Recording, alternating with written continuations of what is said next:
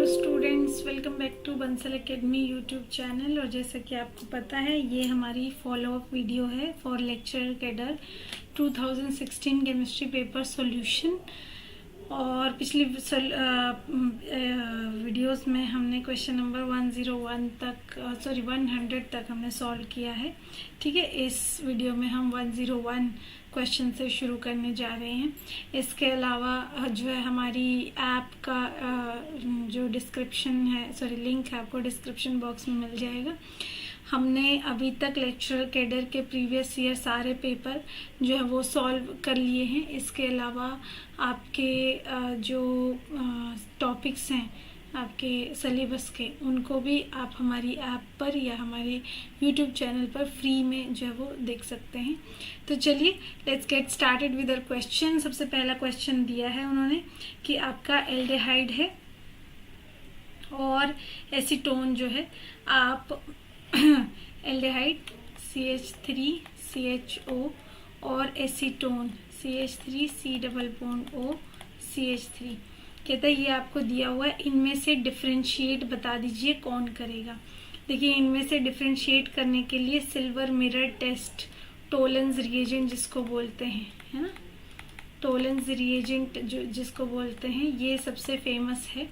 ठीक है, ये टोलेंस रिएजेंट जो है वो यूज किया जाता है, जिसमें से कि एसीटोन जो है इस टेस्ट को देगा नहीं और एल्डिहाइड जो है इससे ऑक्सीडाइज हो जाएगा। ठीक है, इसके अलावा आपका DNP टेस्ट आपके ये दोनों ही कंपाउंड जो है वो देते हैं, और फिनाइल हाइड्राजोन टेस्ट भी ये दोनों ही कंपाउंड देते हैं। इसलिए ऑप्शन ए और ऑप्शन सी नहीं हो सकते। ठीक है, इसलिए option B is the answer. ये आपको आपके कार्बोनिल कंपाउंड्स के जो चैप्टर हैं उसमें जो टेस्ट हैं आपके, उनमें ये आपको एक्सप्लेनेशन के साथ जो है पूरा पढ़ाया जाता है। ठीक है, अगले क्वेश्चन में देखते हैं। The presence of covalent nitrogen in an organic compound can be determined bye. Covalent nitrogen आपकी प्रेजेंट है या नहीं, नाइट्रोजन बेसिकली प्रेजेंट है या नहीं, ये कौन से वाला टेस्ट आपको बताएगा। देखिए, फेलिंग टेस्ट और बेनेडिक्ट टेस्ट, तो ये दोनों ही टेस्ट तो कार्बोनिल कंपाउंड्स के लिए किए जाते हैं, बेसिकली एल्डिहाइड और कीटोन्स इनमें डिफरेंशिएट करने के लिए।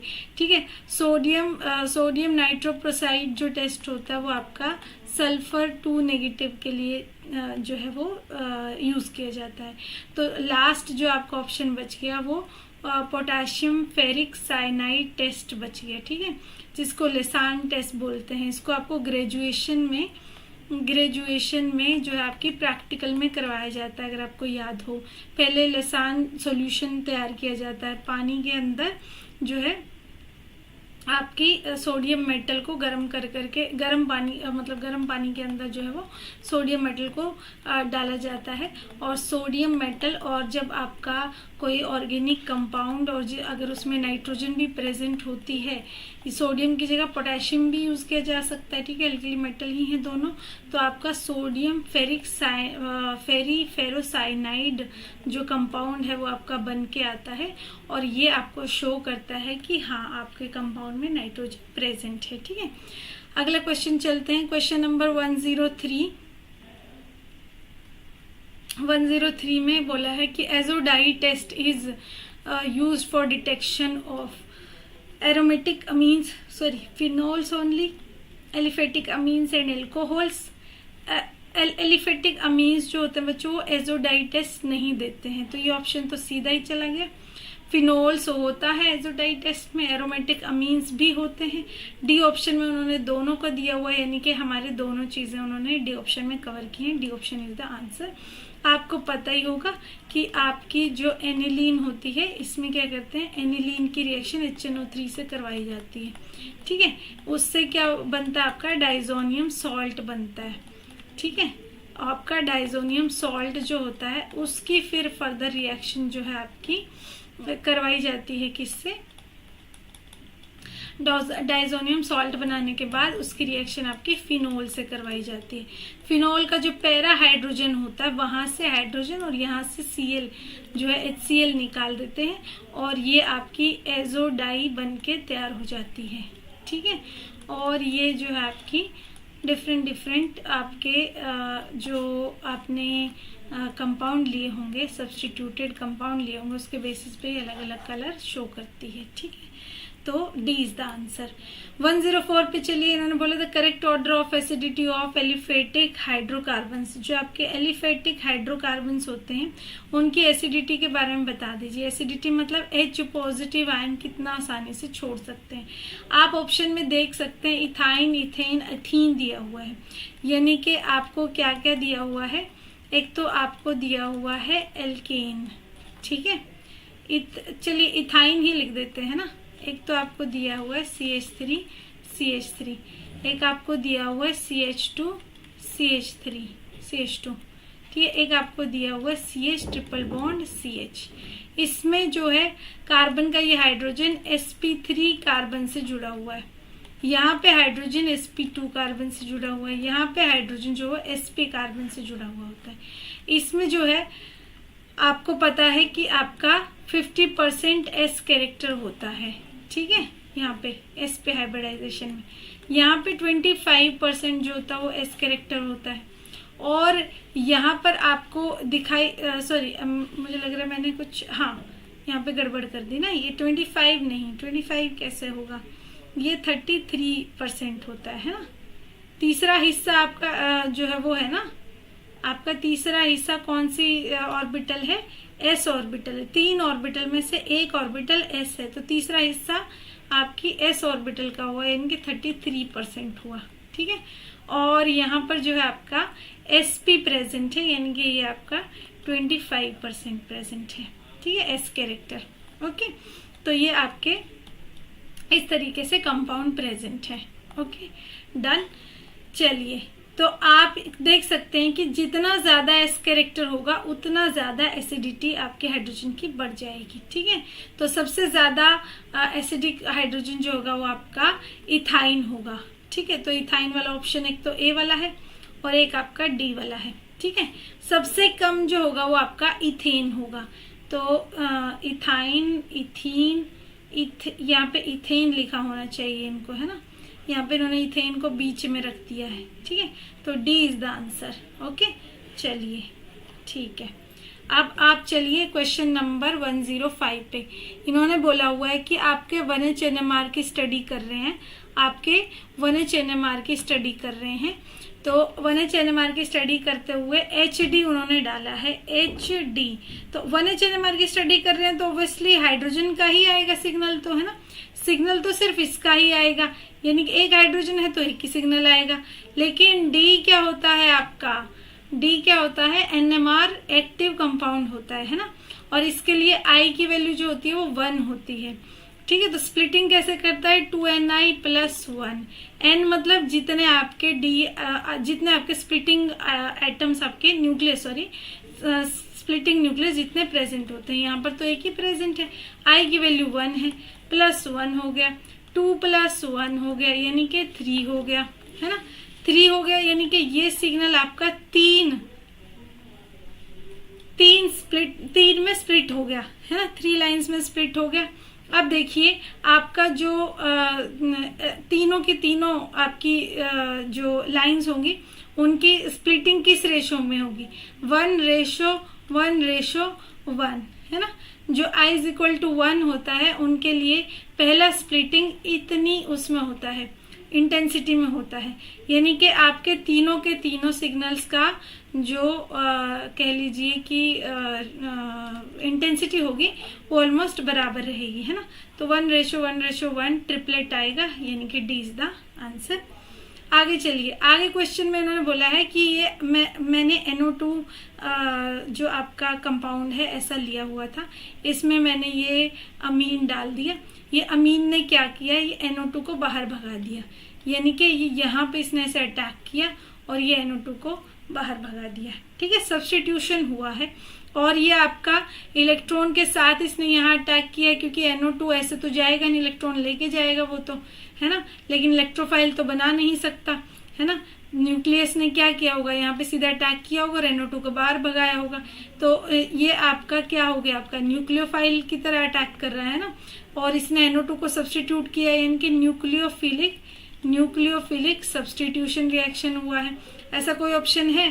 फ्री रेडिकल तो यहाँ आ ही नहीं सकता, तो ये ऑप्शन तो सीधे चला गया। अब देखिए आपको aromatic nucleophilic substitution, aromatic इप्सो substitution. इप्सो substitution क्या होता है? इप्सो पोजीशन पर सब्स्टिट्यूशन होना, पैरा पोजीशन को ही बोलते होते हैं ना। तो इप्सो पोजीशन पर सब्स्टिट्यूशन होना, ये आपकी मतलब एक इप्सो को पैरा नहीं, सॉरी पैरा पोजीशन नहीं, इप्सो का मतलब होता है एक ही टाइम पर उसी सेम ही पोजीशन पे आपका जो है कंपाउंड का आना और निकलना, इसको हम इप्सो सब्स्टिट्यूशन कहते हैं। क्या कहते हैं इसको? इप्सो सब्स्टिट्यूशन कहते हैं। वो भी एरोमेटिक कंपाउंड्स पे ही होता है ये, ठीक है। एरोमेटिक कंपाउंड के अंदर ही न्यूक्लियोफाइल ऐसे अटैक कर रहा होगा और जो इलेक्ट्रोफाइल है आपका, सॉरी इलेक्ट्रोफाइल लीविंग ग्रुप जो है वो आपका निकल रहा होगा, ठीक है। तो इसको हम इप्सो सब्स्टिट्यूशन भी कहते हैं। So D is the answer, both, कि आप इसको क्या बोलोगे? न्यूक्लियोफिलिक सब्स्टिट्यूशन भी बोलोगे और इप्सो सब्स्टिट्यूशन भी बोलोगे, ठीक है। ओके, क्वेश्चन नंबर 107 पर चलते हैं। 107 पर क्या है? The absolute configuration at the 2 chiral centre of camphor is. देखिए ऐसा ना एक क्वेश्चन उन्होंने पहले भी पूछा था, उस क्वेश्चन में क्या गड़बड़ था, लेकिन हमने उसको आंसर किया था हमारी मास्टर कैडर की एक सॉल्यूशन वीडियो में। उन्होंने यहाँ पे 1 और 4 मेंशन नहीं किया था, तो अगर वो 1 4 मेंशन नहीं करेगा तो उस क्वेश्चन के नाम के आपको जो है वो बोनस मिलेगा, लेकिन यहाँ पे उन्होंने मेंशन कर रखा तो कोई बोनस नहीं है, ठीक है। तो हमें इसको सॉल्व करना है, तो हम इसको सॉल्व कर लेते हैं। चलिए, जब हम इसको सॉल्व करते हैं तो देखिए क्या होगा। हम इन्होंने हमको तो 2 chiral सेंटर दिए हुए हैं और उनका कन्फिग्रेशन पूछिए कि आर कन्फिग्रेशन है या एस कन्फिग्रेशन है, ठीक है। आर एस कन्फिग्रेशन हम कैसे देखते होते हैं? हम आपके कायरल सेंटर पे नंबरिंग करते हैं, ठीक है। आपके कायरल सेंटर पे नंबरिंग करते हैं। नंबरिंग जो होती है इस तरीके से होती है कि जो लोवेस्ट प्रायोरिटी वाला जो आपका एटम होता है वो बिलो द प्लेन जब आता है, तब अगर क्लॉकवाइज आपकी कन्फिग्रेशन आ जाए तो उसको हम आर जो है आपका साइन देंगे, ठीक है। आर कन्फिग्रेशन उसको बोलेंगे। अगर एंटी क्लॉकवाइज आ जाए तो एस बोलेंगे। अगर ये आपका 4th लीस्ट प्रायोरिटी वाला एटम अबव द प्लेन आ गया बाय चांस, तो इसका उल्टा हो जाएगा, ठीक है। फिर क्या होगा? क्लॉकवाइज आने पर आपकी एस कन्फिग्रेशन हो जाएगी, एंटी क्लॉकवाइज होने पर आपकी आर कन्फिग्रेशन हो जाएगी। तो हम यहाँ पे देख लेते हैं कि उन्होंने क्या क्या दिया हुआ है, ठीक है। चलो शुरू हो जाते हैं। पीछे वाले कार्बन पे देखो, पीछे वाले कार्बन पे देखो, ये पीछे की तरफ आपका जा रहा है CH3, है ना। ये पीछे की तरफ है अवे फ्रॉम यू, तो मैंने इसको बिलो द प्लेन दिखा दिया, ठीक है। ये ऊपर जो है आपका ये कार्बन जुड़ा हुआ है जो कि फर्दर 2 कार्बन से जुड़ा हुआ है। यहाँ पे आपका कार्बन जुड़ा है जो कि एक ऑक्सीजन से जुड़ा हुआ है। यहाँ पे आपका कार्बन जुड़ा हुआ है जो कि हाइड्रोजन से जुड़ा हुआ है और फर्दर एक कार्बन से जुड़ा हुआ है, ठीक है। इसकी नंबरिंग देते हैं। सबसे पहले तो ये वाला कार्बन आएगा क्योंकि इसके साथ प्रायोरिटी में एक ऑक्सीजन जुड़ा है और एक कार्बन जुड़ा है, ठीक है। तो सबसे भारी तो यही वाला हो गया, ठीक है। चलिए फिर ये वाले कार्बन पे देखो, एक वाले कार्बन पे 2-2 कार्बन जुड़े हुए हैं। ये वाले कार्बन पे 2-2 कार्बन आपके जुड़े हुए हैं, ठीक है। जबकि ये वाले कार्बन पे सिर्फ एक ही कार्बन जुड़ा हुआ है, तो 2nd प्रायोरिटी इसको आ गई और 3rd प्रायोरिटी इसको आ गई और 4th प्रायोरिटी इसको आ गई। आपको दिख रहा 4th प्रायोरिटी वाला आपका जो एटम है वो अवे फ्रॉम यू है, ठीक है, ठीक है, वो बिलो द प्लेन है। और कैसे कन्फिग्रेशन आई? 1 2 3 1 2 3, यानी कि ये क्या है? एंटी क्लॉकवाइज है, ठीक है। कैसी है ये? एंटी क्लॉकवाइज है। एंटी क्लॉकवाइज, क्लॉकवाइज होता है तो आर बनता है और एंटी क्लॉकवाइज होता है तो एस बनता है ना। एस कन्फिग्रेशन इसकी आपकी आ गई, यानी कि फर्स्ट कायरल सेंटर पे तो एस है। तो ऐसे आपको बी और डी दोनों ऑप्शन दे रखे हैं, यानी कि दोनों ही आपको निकालने पड़ेंगे, कि दोनों की कन्फिग्रेशन बेसिकली आपको निकालनी पड़ेगी, किसी एक से काम नहीं चलने वाला है। इरेज ऑल कर देते हैं, इसका हमें समझ आ चुका है। इसका तो हमें समझ आ चुका है कि 1 पे क्या आ गई है, 1s आ चुकी है, ठीक है। 4th पे चलते हैं। 4th वाले में देखिए जो है यहाँ पे जो है आपका 3 ग्रुप तो आपको सीधे सीधे दिख रहे हैं। 3 ग्रुप तो आपको ये 2 और ये 3 ग्रुप तो आपको सीधे सीधे दिख रहे हैं। 4th ग्रुप इन्होंने बना नहीं रखा, हाइड्रोजन है क्योंकि वो, और वो आपकी तरफ आएगा, ठीक है, क्योंकि ये आपसे दूर जा रहा था CH3, तो यहाँ पे जो भी एटम होगा वो आपकी तरफ आएगा, अबव द प्लेन होगा। अगर वो अबव द प्लेन होगा मतलब आपकी तरफ होगा। ठीक है, तो अब हम देख लेते हैं कि यहाँ पे कैसे हमें प्रायोरिटी देनी है।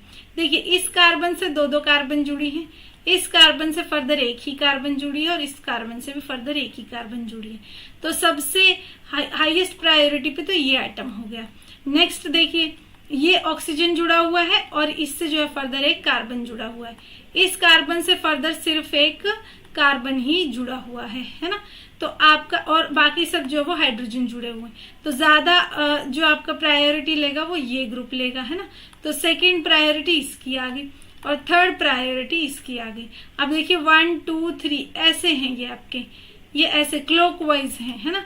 लेकिन क्योंकि हाइड्रोजन आपकी तरफ आ रहा है ना, आपकी तरफ आ रहा है, तो ये आपका क्लॉकवाइज होने की बजाय क्लॉकवाइज जो है आपका क्या लेंगे हम, एस लेंगे, है ना। वरना क्लॉकवाइज क्या लेते हैं, आर लेते हैं। ठीक है, ऐसा होने पे पर एस लेते हैं। तो यानी कि फोर्थ पोजीशन पर भी आपका 4 पे भी आपका एस आ गया। ये ऑप्शन में इन्होंने पता नहीं क्यों 2 लिखा हुआ, 4 आएगा ना यहाँ पे। So B is the answer. Next question पे चलिए। नेक्स्ट में which of the following compound will be least susceptible in to elimination of hydrogen bromide. कहते हैं कौन सा इनमें से कंपाउंड है जो लीस्ट ससेप्टेबल है हाइड्रोजन ब्रोमाइड के। हाइलाइटर सेलेक्ट हो गया है, 1 सेकेंड। बोला है कि हाइड्रोजन ब्रोमाइड ले रहे हैं, आपका हाइड्रोजन ब्रोमाइड ले रहे हैं। ठीक है, हाइड्रोजन ब्रोमाइड देखिए क्या हो गया है इसको। ठीक है, elimination of hydrogen bromide, hydrogen bromide निकालना, यानी कि हाइड्रोजन भी निकालना है, Br भी निकालना है, HBr निकालना है। ठीक है, तो एक एक करके देख लेते हैं कि कौन सबसे अच्छे से HBr जो है निकाल सकता है। ये CH2 होगा। ठीक है, मान लीजिए आप इसमें से HBr निकालेंगे तो एक हाइड्रोजन यहां से निकालेंगे और Br जो है ये वाला निकालेंगे, है ना। Br ये वाला निकालेंगे, CH2 CH2H CH3, अरे अरे CH3। ठीक है, ये वाला hydrogen, okay something wrong went, let me see what has happened.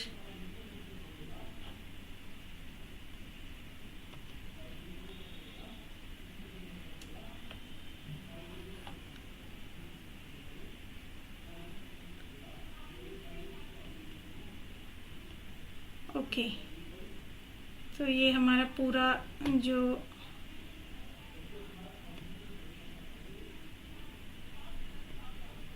यहाँ से आप अपना वीडियो जो है वो आगे बढ़ा सकते हैं स्टूडेंट।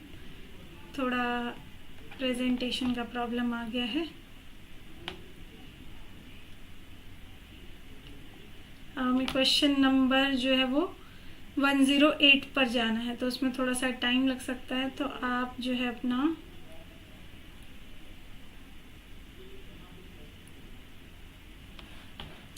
वीडियो को यहाँ से आगे बढ़ा सकते हैं। ओके, कोई इशू वाली बात नहीं है इसमें। शायद कुछ मुझसे अपना कोई ना कोई जो बटन है वो शायद गलती से प्रेस हो गया है, जिसकी वजह से ऐसा हुआ है। हमारे वीडियो का टाइम बढ़ जाएगा इससे, बस और कुछ नहीं है ना।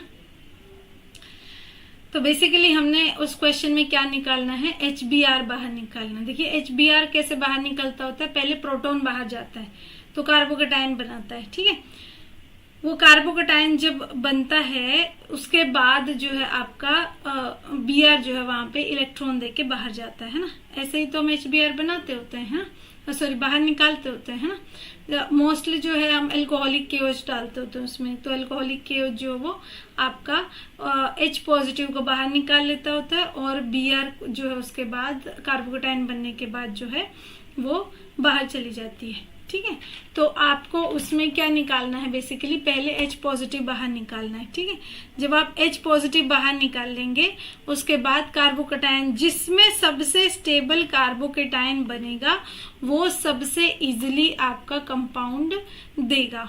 ठीक है, तो हम देखते हैं कि किसमें सबसे इजीली कार्बोकेटायन बनने के चांसेस रहेंगे हमारे गिवन कंपाउंड के अंदर। ठीक है, चलिए आ गए हैं हम लोग, ऑलमोस्ट पहुंच ही गए हैं। ठीक है, pardon me for this bizarre.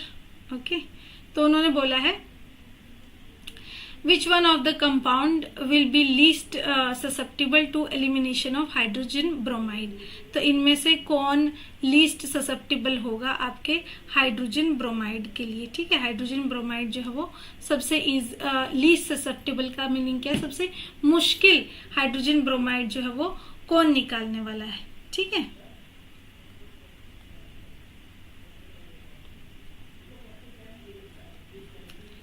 ठीक है, ओके। चलिए, आप हाइड्रोजन ब्रोमाइड जब आप बनाएंगे, यहाँ पे इन्होंने मुझे लगता है कि या तो, ठीक है हम देख लेते हैं, ये हाइड्रोजन, ये ब्रोमीन। ठीक है, ये आपका एक ही हाइड्रोजन उन्होंने डाला हुआ है, लेकिन उनको 2 हाइड्रोजन डालने चाहिए थे, या फिर यहाँ पे उनको डबल बॉन्ड बनाना चाहिए था, या फिर यहाँ पे उनको डबल बॉन्ड बनाना चाहिए था मेरे हिसाब से। ठीक है, तो उससे क्या हो जाता, ये ऐसे डबल बॉन्ड आ जाता। ठीक है, यहाँ डबल बॉन्ड से आपकी हाइड्रोजन निकालनी सबसे मुश्किल होती, और इसलिए आपका ऑप्शन नंबर ए जो है वो करेक्ट आंसर हो जाता। बाकी सब में जो है आपको यहाँ से हाइड्रोजन निकालना इतना मुश्किल नहीं रहता। हालांकि अगर आप देखें तो बाकी सब में भी यहाँ से हाइड्रोजन निकालना इतना आसान नहीं रहने वाला है। क्यों नहीं रहने वाला है, क्योंकि NO2, CN, COOET ग्रुप उन्होंने लगाए हुए हैं। ये सारे ग्रुप क्या करते हैं, इलेक्ट्रॉन विड्रॉइंग होते हैं। इलेक्ट्रॉन विड्रॉइंग होते हैं तो इलेक्ट्रॉन खींच के रखते हैं।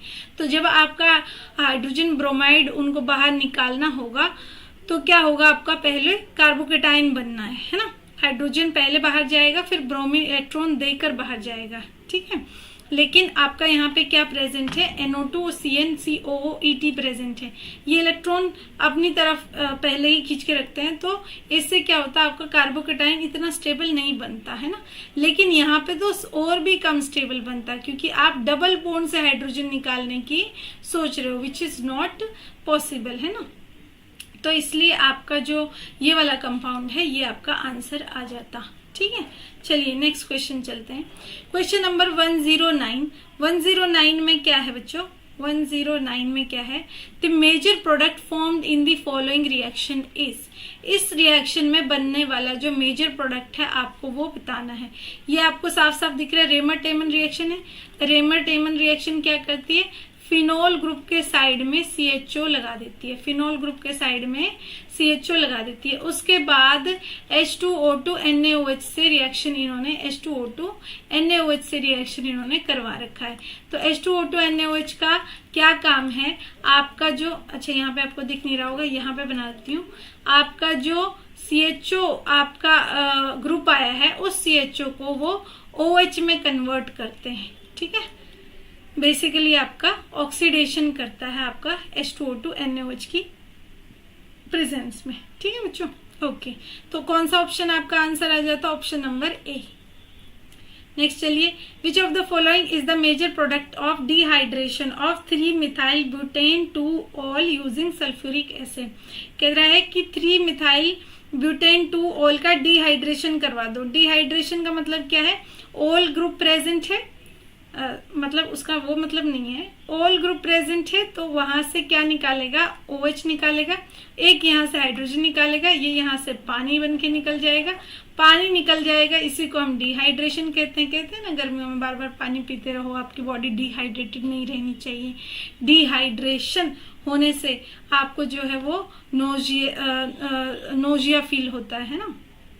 तो डिहाइड्रेशन बेसिकली क्या होता है, पानी की कमी होना। पानी की कमी मतलब इसमें से H2O आप निकालेंगे, H2O, उसके बाद क्या बनेगा, तो पहले तो हमें इसका जो है स्ट्रक्चर देख लेना चाहिए। क्या, ब्यूटेन 2-ऑल, पहले तो ब्यूटेन बना लो, 2 कार्बन 3 कार्बन 4, 1 2 3 4 कार्बन, 2-ऑल है यानी कि सेकेंड कार्बन पे आपका OH है। 3 डाइमिथाइल यानी कि थर्ड कार्बन पे आपके 3 मिथाइल ग्रुप है, दो मिथाइल ग्रुप है। इसमें से आपको डिहाइड्रेशन करना है यूजिंग सल्फ्यूरिक एसिड।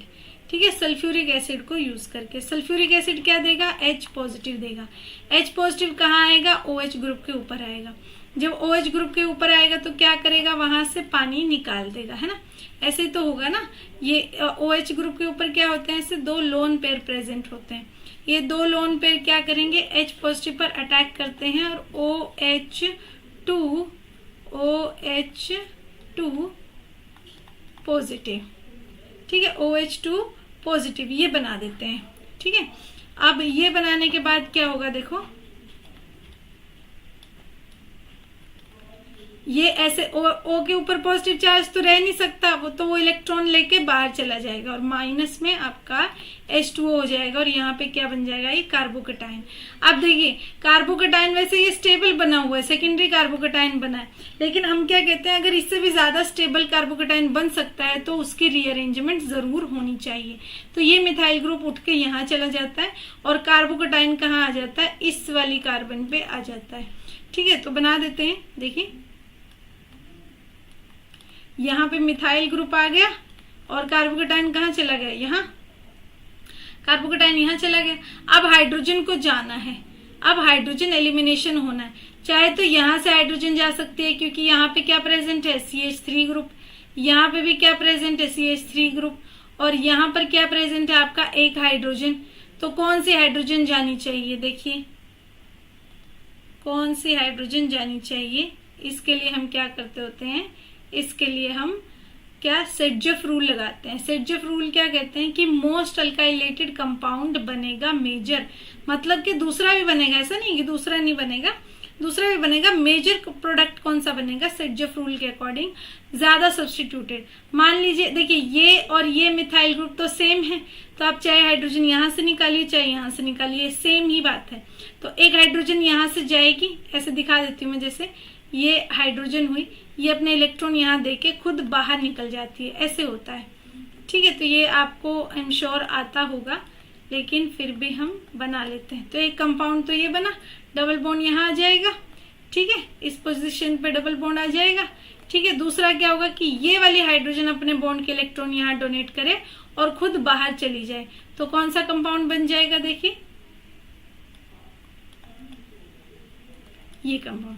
सेडजफ रूल क्या कहता है, ज्यादा अल्काइलेटेड कंपाउंड आपका बनेगा। तो ज्यादा अल्काइलेटेड कौन सा है, ये वाला कंपाउंड है, इसका नाम क्या होगा, 1 2 3 4 ब्यूटेन, तो ये है ब्यूटीन, सॉरी 2 ब्यूटीन 2 3 डाइमिथाइल, ठीक है, 2 3 डाइमिथाइल, ये 2 ऑप्शन है आपके, और 2 ब्यूटीन वाला ऑप्शन ये है, डी है आपका। So D is the answer. Among the following reaction an example of green synthesis is, green synthesis मतलब जिसमें साइड प्रोडक्ट्स आपके कम निकले और जो निकले वो भी क्या हो, हार्मफुल ज्यादा ना हो। फ्रीडल क्राफ्ट अल्काइल असाइलेशन बोला उन्होंने, हाइड्रोलिसिस बोला है HCl के साथ, HCl के साथ यहाँ पे तो देखिए मेटल का जो है आपको वेस्ट निकलने जो है आपको निकलता हुआ दिखेगा। और बी ऑप्शन में जो है उन्होंने HCl डाला हुआ, HCl तो कितना एसिड, कितना स्ट्रॉन्ग एसिड होता है HCl। Diels Alder reaction of furan and maleic acid. Diels Alder reaction basically क्या होती है, आपकी ऐसे ये ऐसे रिएक्शंस को हम डाइलजेल्डर रिएक्शन कहते हैं ना, ये ऐसे pi bonds basically pericyclic reaction होती है, ये पाई बॉन्ड्स की मूवमेंट होती है लाइट या हीट की प्रेजेंस में, ठीक है। तो इसमें जो होते हैं वो बहुत ही कम आपके साइड प्रोडक्ट्स निकलते हैं, इसके अलावा कोई मेटल वगैरह भी इसमें यूज नहीं होती है, ठीक है। तो साइड प्रोडक्ट्स में मेटल कभी भी निकलेगी ही नहीं, क्योंकि मेटल का कैटलिस्ट इसमें यूज ही नहीं होता है, ठीक है।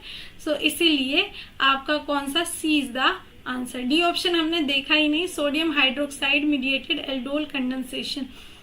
सोडियम हाइड्रोक्साइड जो बहुत ही स्ट्रॉन्ग बेस होता है, ठीक है, स्ट्रॉन्ग बेस होता है, ये भी आपके एनवायरनमेंट के लिए बहुत अच्छा नहीं है, इसलिए इसकी कंडीशन सबसे, डाइलजेल्डर रिएक्शन की कंडीशन सबसे अच्छी होती है, ठीक है।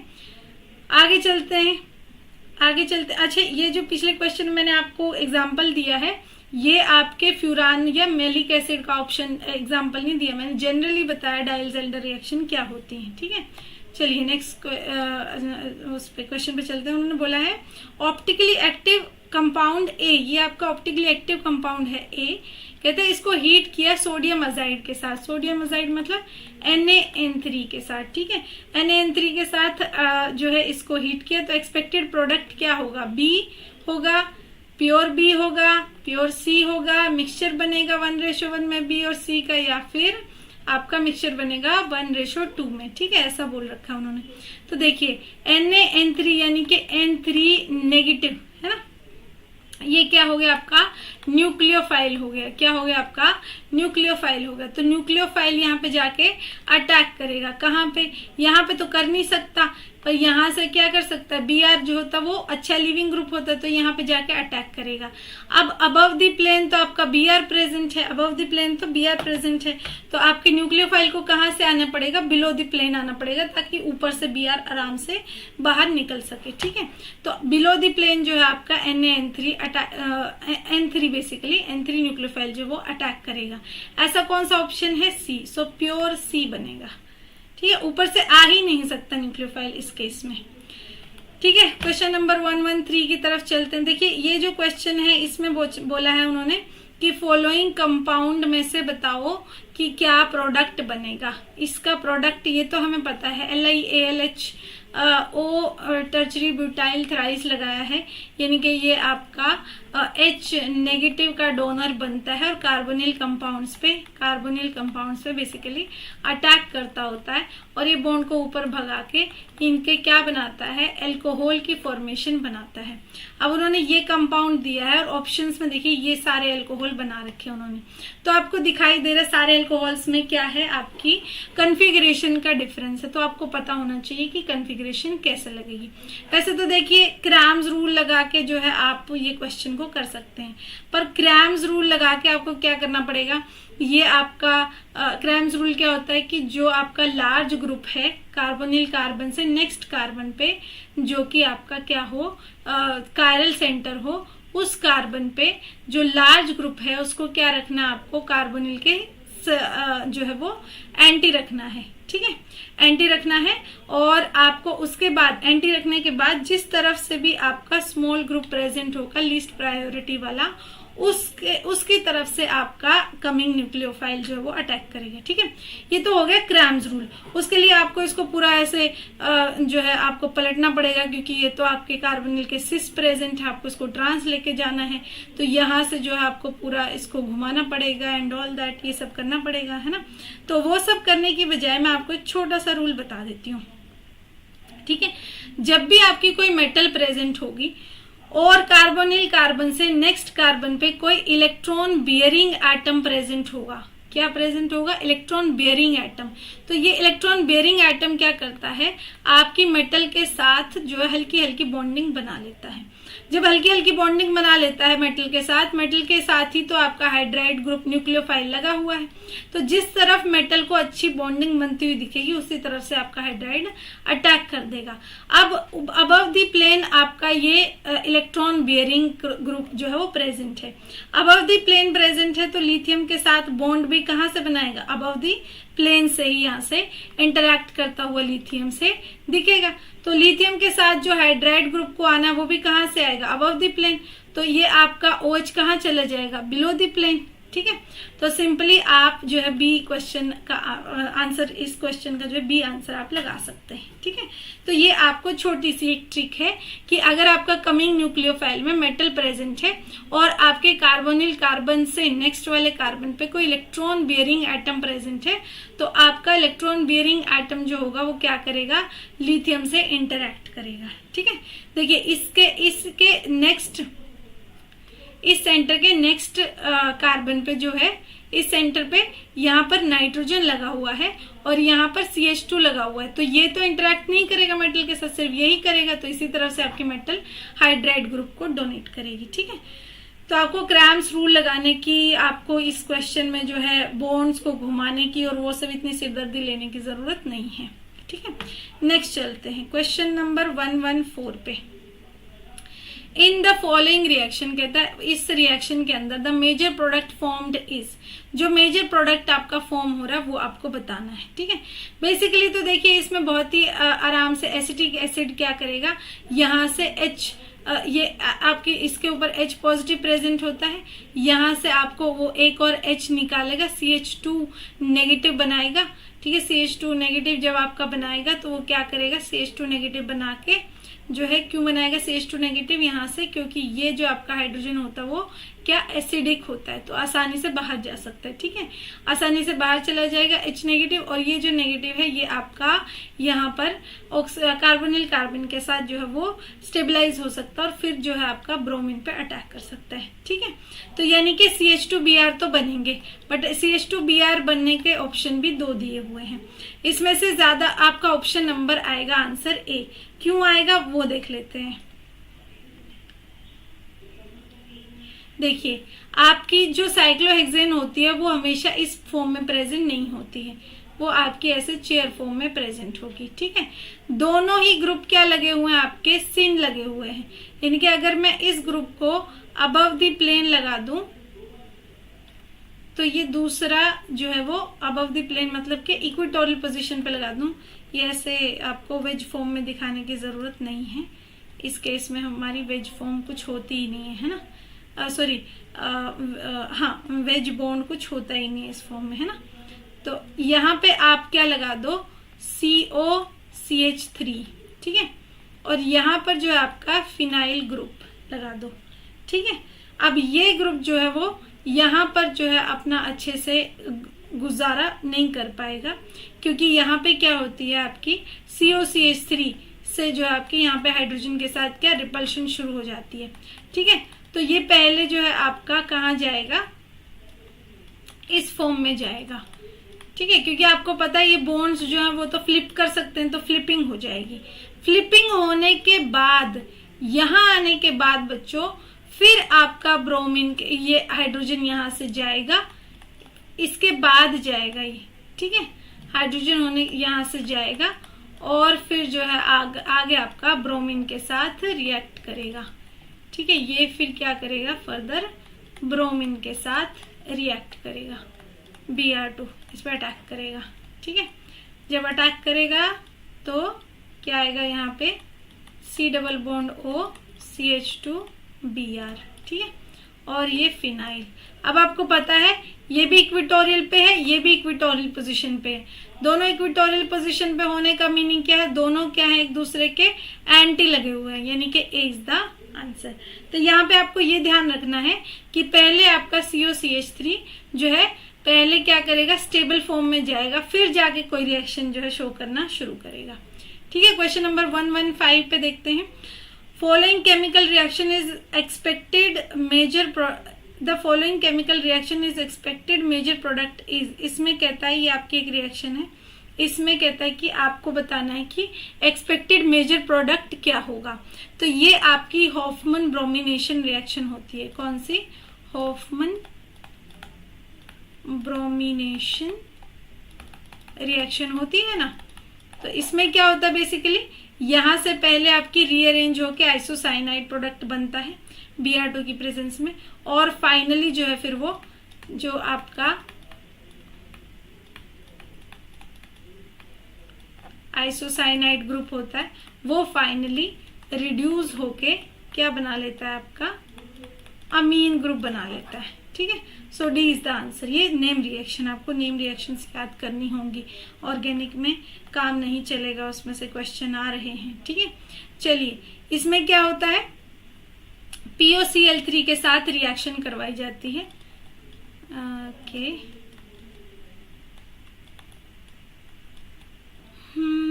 यहाँ पे डबल बॉन्ड, यहाँ पे डबल बॉन्ड, ये ऑक्सीजन, ये आप रिएक्शन करवाते हैं। POCl3 ऐसा बनता है ना, ये क्लोरीन और ये क्लोरीन। ठीक है, बेसिकली क्या होता है, ये इलेक्ट्रॉन यहाँ जाते हैं और ये ऑक्सीजन के डबल बॉन्ड जो है वो PO से जाके अटैक कर देते हैं। Cl क्योंकि अच्छा लिविंग ग्रुप होता है तो बाहर चले जाता है। ठीक है, तो बन क्या जाता है, देखिए थोड़ा छोटा लिख लेते हैं ताकि थोड़ी ज्यादा जगह हमारे लिए बची रहे। ये NH अभी भी है, इस पे ये पॉजिटिव चार्ज हो जाता है। ठीक है, यहाँ पे ऑक्सीजन है, यहाँ पर ऑक्सीजन था, ऑक्सीजन किससे जाके जुड़ा है, POCl3 से, तो ये POCl ये बन गया। ठीक है। इसके बाद इन्होंने क्या किया है, एनिलीन से इसकी रिएक्शन करवाई है। उससे पहले भी बच्चों इसमें क्या होता है, Cl नेगेटिव जो आपका निकला वो आपका यहाँ पे अटैक करता है और इसको बाहर निकाल देता है। आप इस स्टेप को चाहे दिखाइए चाहे ना दिखाइए, एक ही बात है, लेकिन हमें जो है एनिलीन का अटैक तो यहाँ पे करवाना ही है सभी। तो हम क्या करते हैं, सीधे सीधे एनिलीन का अटैक करा देते हैं, फिर एनिलीन Cl को हटाएगा, बस इतना दिखाना होता है। बेसिकली Cl जो होता है वो ज्यादा अच्छा लिविंग ग्रुप होता है, तो एनिलीन Cl को हटाना थोड़ा ज्यादा इजी समझता है बजाय कि इस ग्रुप के, हालांकि ये भी बहुत ही अच्छा लिविंग ग्रुप होता है। तो चलिए हम RNH2 लिख लेते हैं एनिलीन को। R क्या आपका फिनाइल है, ठीक है। तो ये यहाँ पे जाके अटैक करता है और OPOCl2 को O, ये आपके O नेगेटिव और ये यहाँ पे Cl और यहाँ पे Cl, इसकी फॉर्म में इसको बाहर निकाल देता है, ठीक है। ये बहुत अच्छा लिविंग ग्रुप है, क्यों, क्योंकि ये आपका इलेक्ट्रॉन यहाँ पे क्या है, रेजोनेंस स्टेबलाइज्ड है, ठीक है।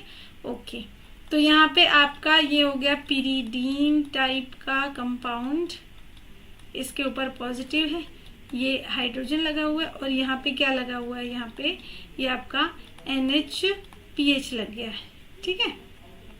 अब देखिए ये हाइड्रोजन यहाँ से बाहर, ठीक है।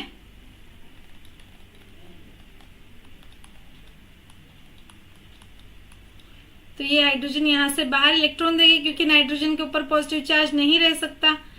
तो ये आपके यहाँ पे इलेक्ट्रॉन ऐसे आ गए और ये आपका NH2PH आ गया, ठीक है। ये आपका प्रोडक्ट बन गया। सो सी इज द आंसर। अगले क्वेश्चन में देखिए, Which one of the following statement is true of the reaction between propene and hydrogen bromide? Propene और हाइड्रोजन ब्रोमाइड के बीच में आपको रिएक्शन करनी है। ये आपका प्रोपीन हो गया, ये आपका प्रोपीन हो गया, हाइड्रोजन ब्रोमाइड के साथ रिएक्शन करना है HBr के साथ, ठीक है। तो H पॉजिटिव पहले पे अटैक करेगा ये डबल बॉन्ड, ठीक है, और आपका जो स्टेबल कार्बोकेटाइन बनाएगा, क्या बनाएगा, स्टेबल कार्बोकेटाइन बनाएगा, इस पे आके आपका Br लग जाएगा, ठीक है। तो ये आपका प्रोडक्ट बन गया, यहाँ पे Br, मैं थोड़ी सी यहाँ पे लिख देती हूँ, तो यहाँ पे ये आपका Br लग गया, ठीक है। तो क्या हुआ है, बेसिकली पहले कार्बोकेटाइन बना है, ठीक है, यानी कि पहले आपका इलेक्ट्रोफाइल जो है आपके जो आपका रिएक्टेंट था उसके अंदर शामिल हुआ है आके, तो पहले ये बना, इसीलिए इलेक्ट्रोफाइल लग गया है यहाँ पे, ठीक है। तो रिएक्शन इज एन इन्होंने पूछा कि रिएक्शन क्या है, electrophilic addition, free radical addition, free radical addition, nucleophilic addition. Obviously electrophile आके ऐड हुआ पहले, तो इलेक्ट्रोफिलिक एडिशन हुआ, giving 2 bromopropane as major product. Yes, 2 bromopropane is the product. Okay, so A is the answer. Next चलिए, in the reaction of Br2 in the presence of sodium iodide with ethylene, what product would be found in the reaction mixture? कहते हैं कि ये आपका, ये क्या दिया हुआ आपको, Br2 दिया हुआ in the presence of sodium iodide with ethylene, ethylene, ये आपका CH2 हो गया, ठीक है, हो गया, ये इथाइलिन बन गया।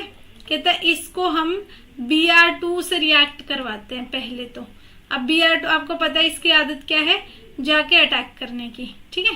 तो Br2 कैसे एक्ट करेगा इस केस में, Br पॉजिटिव पार्शियल नेगेटिव, तो ये बॉन्ड पहले इस पे अटैक करेंगे और एक Br नेगेटिव को बाहर निकाल देंगे, ठीक है। तो CH2 और ये Br और यहाँ पे आ जाता है पॉजिटिव। फिर ये क्या करता है, यहाँ पे इलेक्ट्रॉन अपने डोनेट कर देता है, क्योंकि इसके पास क्या होते हैं, लोन पेयर प्रेजेंट होते हैं। तो इसको हम क्या बना देते हैं, CH2, ये Br, ये इसके साथ लग जाएगा और ये पॉजिटिव, ठीक है। ये आपका इंटरमीडिएट तैयार हो गया, ठीक है। इंटरमीडिएट तैयार होने के बाद, ओहो सब कुछ अच्छा, ठीक है, मैं सिर्फ इंटरमीडिएट लिख रही हूँ। CH2 ये आपका Br लग गया, ठीक है। इसके साथ what product would be found in the reaction। अच्छा, इसके बाद इन्होंने क्या किया, वो सोडियम आयोडाइड भी डाला हुआ है। देखिए अब ऑप्शन क्या है कि NaI है, लेकिन वहां पर आपको पता है Br नेगेटिव भी बाहर गया था, वो भी वहीं पड़ा है।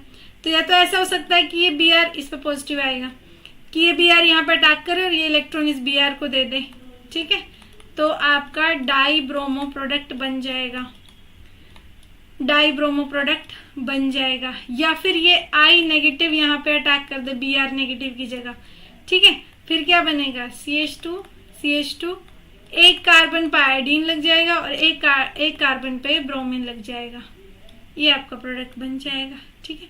तो 1,2 डाई ब्रोमोमीथेन बन सकता है और 1,2 डाई आयोडो नहीं बन सकता, ओनली तो नहीं बनेगा, तो ये आपका D is the answer. Next question देखिए, ये आपका कोई कंपाउंड दिया हुआ है। आई थिंक हमारी वीडियो थोड़ी सी लंबी होने वाली है, तो थोड़ा सा पेशेंस आपको रखने पड़ेंगे इसमें, ठीक है। आपको बोला हुआ है कि आपका वेज फॉर्म में न्यूमन प्रोजेक्शन में आपको क्या दे रहे हैं, कॉन्फ़िगरेशन दे रहे हैं, वो आपको बताना है, इसका नाम बताना है। देखिए, नाम हमेशा न्यूमन कॉन्फ़िगरेशन में ऊपर से देना होता है, 1 2 3 4 5, ठीक है। तो 2 पे क्लोरीन लगा हुआ है, 2 पे क्लोरो सब में 2 पे क्लोरो लगाया है, 3 पे हाइड्रोक्सी लगाया है सब में, ठीक है, पेंटेन भी बोला हुआ है सब में, ठीक है। चलो, इसका मतलब ये जो आपका 2 और 3rd पोजीशन है, इस पे आपको कॉन्फ़िगरेशन आनी चाहिए, तभी आपको जो है इसका नाम आप बता पाओगे, ठीक है।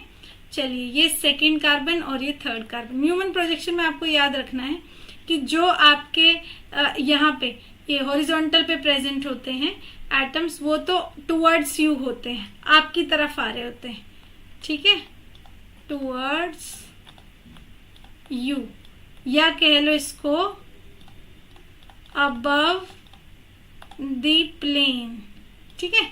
और ये जो वर्टिकल होते हैं, ये आपके क्या माने जाते हैं, ये बिलो द प्लेन, ठीक है।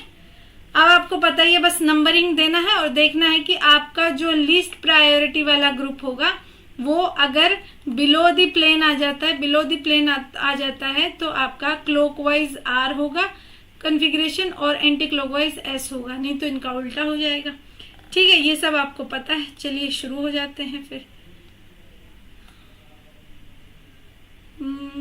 पेन सेलेक्ट हो गया है, तो चलिए 2nd पे देखते हैं।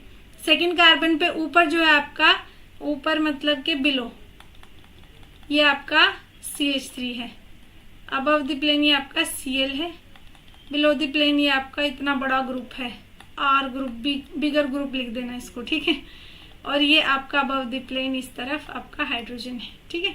तो अब ये इतना बड़ा जो प्लेन है, सबसे पहली प्रायोरिटी तो पहला आइटम सबसे बड़ा होना चाहिए, तो क्लोरीन सबसे बड़ा है तो पहली प्रायोरिटी तो उसको।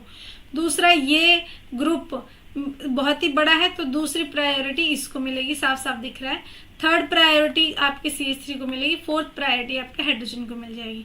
1 2 3, तो आपकी कॉन्फ़िगरेशन कैसे होगी, ये ऐसे क्लॉकवाइज, लेकिन आपका हाइड्रोजन कहाँ प्रेजेंट है, अबव द प्लेन, ठीक है। ये क्लॉकवाइज हो गई है, तो क्लॉकवाइज तो वैसे तो R आनी चाहिए थी, लेकिन वो किस में चेंज हो गई, S में, ठीक है। तो 2nd पोजीशन पे तो S आएगा, तो ये आपका A और B ऑप्शन दोनों में दे रखा है, ठीक है। यहाँ से भी एलिमिनेट नहीं हो रहा, ठीक है। 3rd पोजीशन पे चलते हैं, 3rd पोजीशन पर चल पड़ते हैं। चलिए, 3rd पोजीशन पे क्या है, ये रहा आपका 3rd पोजीशन, ठीक है। तो आपका बिलो द प्लेन ये इतना बड़ा ग्रुप है, ठीक है, और ये बिलो द प्लेन ये वाला ग्रुप है। देखिए, ऑक्सीजन लगा हुआ है तो ऑक्सीजन को सबसे पहली प्रायोरिटी मिलेगी पहले पे, ठीक है। 2nd में इसमें देखिए, ये कार्बन, ये भी कार्बन है, ये कार्बन से 1-2 हाइड्रोजन जुड़ी है और 1 कार्बन जुड़ी है, लेकिन इस कार्बन से देखिए एक बड़ा ग्रुप यानी कि क्लोरीन जुड़ा हुआ है, एक कार्बन तो जुड़ी ही हुई है, क्लोरीन जुड़ा हुआ है, तो ऑब्वियसली 2nd प्रायोरिटी ये ऊपर वाले को मिलेगी, ठीक है।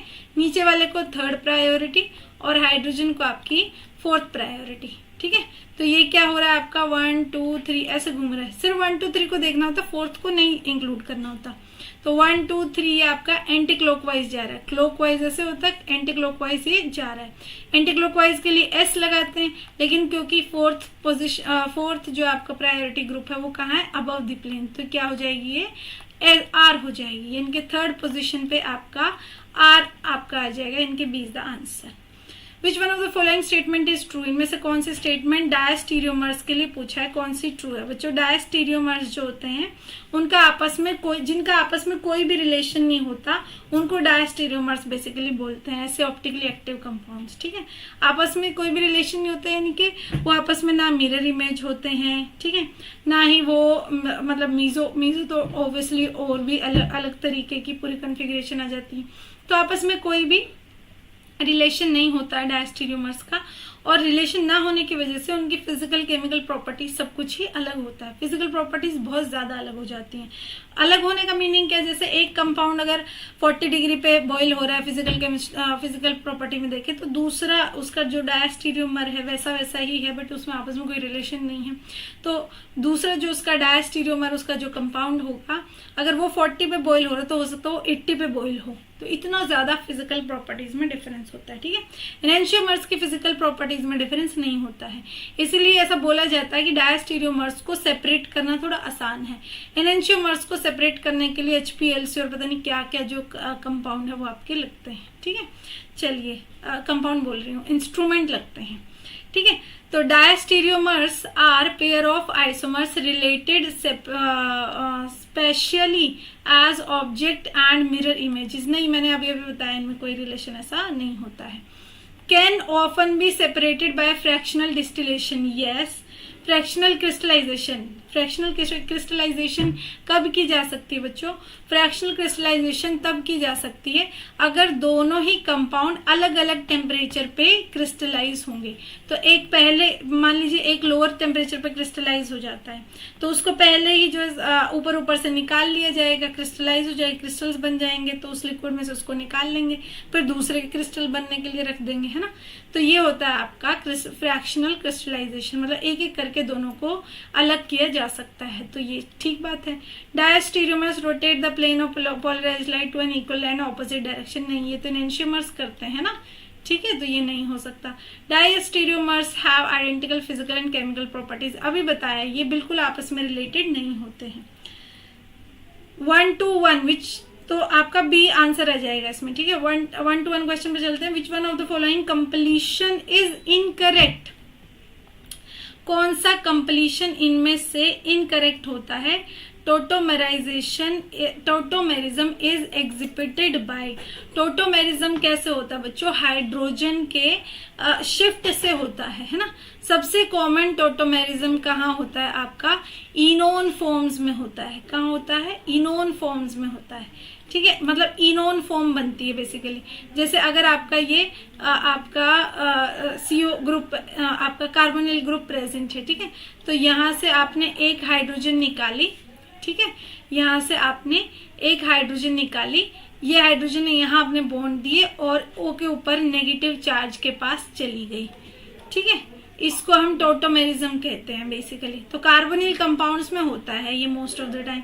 तो उन्होंने बोला which one of the following completion is incorrect, tautomerism is exhibited by ethyl एसिटोएसिटेट।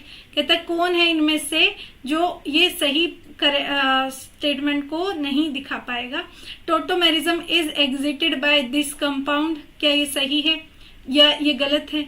Exhibited by this compound, क्या ये गलत है? एग्जिबिटेड बाय दिस कंपाउंड, क्या ये गलत है? या एग्जिबिटेड बाय दिस कंपाउंड, क्या ये गलत है? ऐसे आपको चूज करना है। देखिए इथाइल एसिटोएसिटेट क्या होता है? ये आपका इथाइल एसिटोएसिटेट होता है। ये आपका इथाइल एसिटोएसिटेट होता है। मैंने आपको बताया कार्बोनिल कार्बन के साइड में एक भी अल्फा हाइड्रोजन प्रेजेंट होगी, अल्फा हाइड्रोजन प्रेजेंट होगी, तो क्या होगा यहाँ पे आपका, या सिर्फ कार्बोनिल कार्बन नहीं, मान लीजिए यहाँ पे CN भी होता, यहाँ पे CN ग्रुप भी होता तो भी ऐसा हो जाता। ठीक है, ठीक है, और जैसे यहाँ पे जो है आपका एस्टर ग्रुप प्रेजेंट है तब भी हो जाएगा। ठीक है, तो यहाँ से हाइड्रोजन जो है अपने इलेक्ट्रॉन यहाँ डोनेट करके और खुद यहाँ जा सकती है इस ऑक्सीजन के पास, या यहाँ डोनेट करके यहाँ जा सकती है, दोनों ही ऑप्शन है। पेंटेन 1,4 डाइऑन, इसमें भी आपके इस हाइड्रोजन, बीच वाले हाइड्रोजन के पास क्या है? दो ऑप्शन है। आप बोलेंगे कि बीच वाले हाइड्रोजन को क्यों ले रहे हैं, टर्मिनल को क्यों नहीं ले रहे हैं? वो भी दिखा सकती हैं, लेकिन सबसे ज्यादा जो है आपकी ये वाले हाइड्रोजन एसिडिक है ज्यादा, क्योंकि वो उसके पास ऑप्शन है इस तरफ जाने का भी और इस तरफ जाने का भी, इसलिए मैं ये बीच वाले हाइड्रोजन के बारे में बात कर रही हूँ।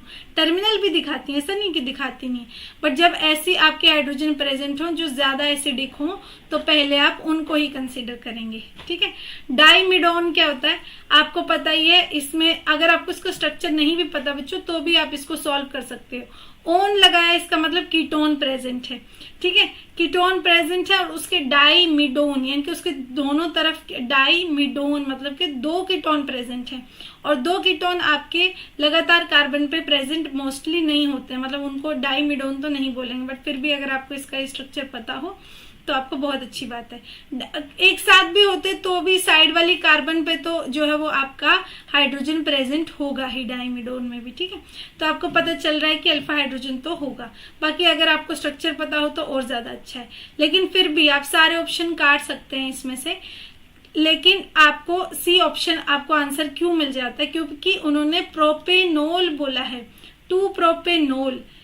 आपको पता है कि आपका टोटोमेरिज्म होने के लिए यहाँ पे क्या प्रेजेंट होना चाहिए था, या तो यहाँ पे ये डबल बॉन्ड प्रेजेंट होना चाहिए था, तभी आपका ये टोटोमेरिज्म दिखा सकता था। अब नहीं प्रेजेंट है और यहाँ पे OH ग्रुप डाला हुआ है तो ये आपका टोटोमेरिज्म नहीं दिखाएगा, इसलिए C is the correct answer.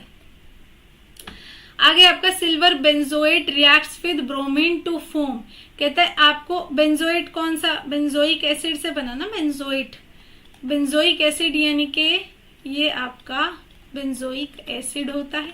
इसमें से सिल्वर बेंजोइड बनाए यानी कि आपके हाइड्रोजन की जगह Ag लगा दिया है। ठीक है, उसकी ब्रोमीन Br2 के साथ रिएक्शन करवाई है। ठीक है, ये क्या होती है, ब्रोमीन हुन्स डाइकर रिएक्शन होती है, हुन्स डाइकर रिएक्शन होती है। हुन्स डाइकर रिएक्शन में क्या होता है बच्चों, ये CO2 बाहर निकल जाता होता है और जो भी आप इसको यहाँ पे न्यूक्लियोफाइल देंगे वो यहाँ पे आके लग जाता होता है।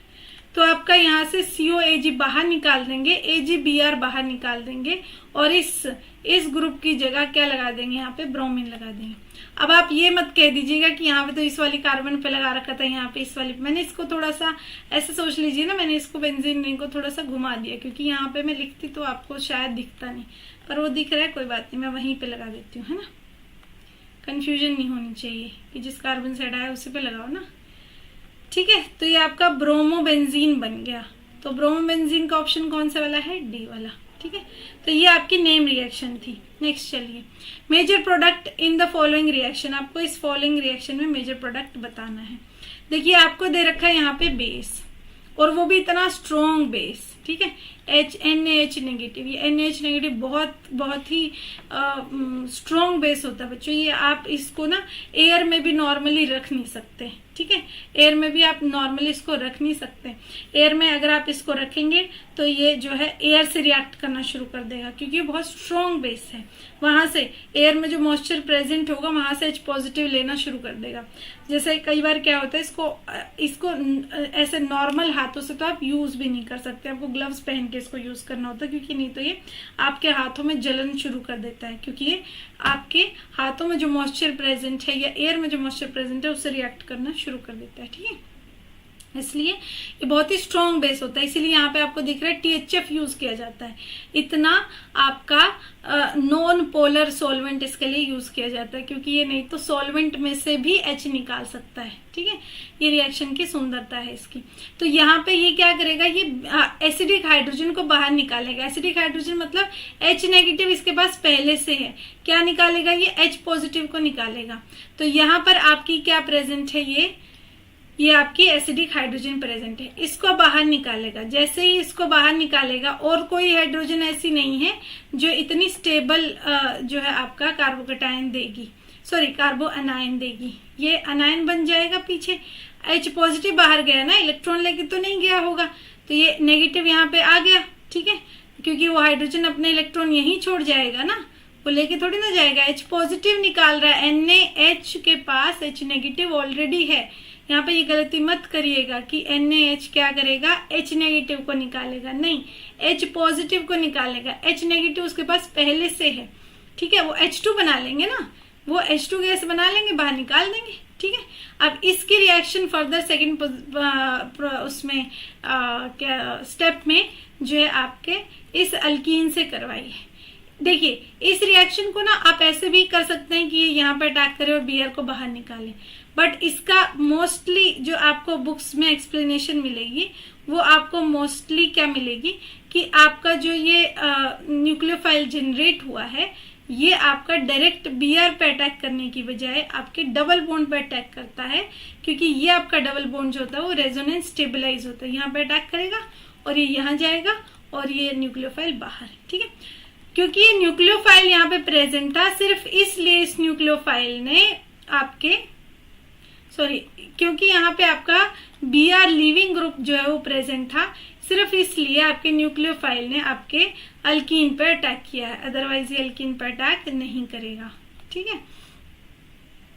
चलिए ठीक है, तो डबल बॉन्ड यहाँ आ गया इस कार्बन पे। देखिए इसको नंबरिंग दे दीजिएगा, इसको नंबरिंग दे दीजिएगा कि ये वाली कार्बन फर्स्ट कार्बन, ये वाली कार्बन आपकी सेकेंड कार्बन और ये आपकी थर्ड, ठीक है। तो आपके न्यूक्लियोफाइल ने फर्स्ट पे अटैक किया, सेकेंड और थर्ड के बीच में जो आपका डबल बॉन्ड है वो शिफ्ट हो गया, ठीक है।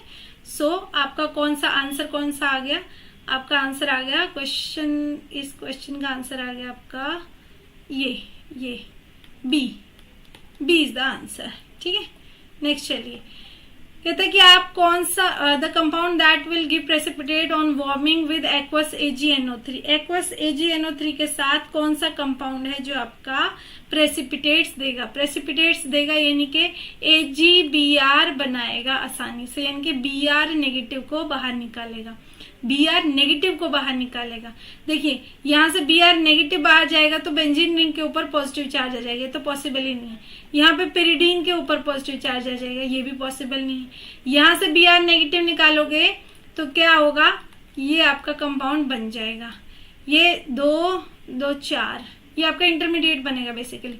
4n पाई इलेक्ट्रॉन को फॉलो करता है, यानी कि ये क्या है आपका एंटी एरोमेटिक इंटरमीडिएट बन रहा है। यहाँ से निकालिए तो यहाँ पे क्या आ जाएगा पॉजिटिव चार्ज, 2 4 2 6 इलेक्ट्रॉन, यानी कि 4n+2 पाई इलेक्ट्रॉन रूल को फॉलो कर रहा है, यानी कि ये क्या होगा आपका एरोमेटिक कंपाउंड होगा, यानी कि डी इज द आंसर, क्योंकि एरोमेटिक इंटरमीडिएट बनने के तो सबसे ज्यादा चांसेस है ना, तो D is the answer.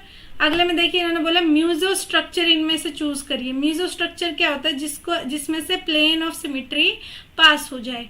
Plane of symmetry देखिए, प्लेन ऑफ सिमेट्री मतलब मैं प्लेन एक पास करूं आपके मॉलिक्यूल में से और आपका मॉलिक्यूल इस तरीके से हाफ कटे कि दोनों हाफ एक दूसरे के बिल्कुल सेम हो, मिरर इमेज लगे जो एक दूसरे की, ठीक है, एकदम सेम कट जाए, ठीक है। यहाँ से अगर मैं देखिए इस कंपाउंड में यहाँ से अगर मैं प्लेन पास करूं तो यहाँ पर तो CH2 CHO है, COH है और इस तरफ COH का ग्रुप है, तो ये दोनों एक दूसरे की मिरर इमेज थोड़ी ना हुए, बराबर थोड़ी ना कटे, नहीं कटे। यहाँ से देखिए यहाँ से अगर पास करूं तो हाँ इस तरफ COH है, इस तरफ भी COH, ये हो सकता है। यहाँ से पास करो, ये अबव द प्लेन COH है और ये बिलो द प्लेन है, ये सेम नहीं हुए दोनों एक दूसरे के, है ना। यहाँ से अगर आप पास करो या यहाँ से भी पास करो, कहीं से भी पास नहीं कर सकते, यहाँ से अगर पास किया तो ये CH2 COH और ये COH और वो भी ऑपोजिट डायरेक्शन में, तो ये तो हो ही नहीं सकता। सो बी इज द आंसर, ठीक है। चलिए इसी के साथ हम ये लेक्चर यहीं पे जो है एंड करते हैं। हमारी ऐप का जो लिंक है वो आपको डिस्क्रिप्शन बॉक्स में मिल जाएगा। पिछले वीडियोस को जरूर से जरूर जो है वो देखें, अपने क्वेश्चंस सॉल्व करें। कोई भी आपको डाउट है, एक्सप्लेनेशन में आपको लग रहा है कि थोड़ा और एक्सप्लेन करना चाहिए था या कुछ भी, तो हमें कॉमेंट सेक्शन में जरूर बताएं। And see you in the next video.